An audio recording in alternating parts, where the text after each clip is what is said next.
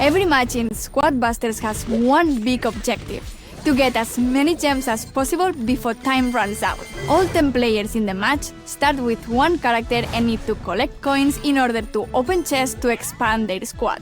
Each chest gives 3 options, and different characters will bring different abilities to your squad. Whenever you get 3 of the same character, they will fuse into a bigger, stronger, and fully healed character. Fusions will also decrease your squad size, which is super useful because chests cost less coins when your squad is small. Mega units often appear when you need them the most. They are bigger and stronger than fusions. Every character in Squad Busters starts as a baby and then evolves to classic, super, and ultra forms. Evolving a character will require 10 copies of the previous form, which you can get from chests. Classics and supers can also drop from a chest if you are lucky enough.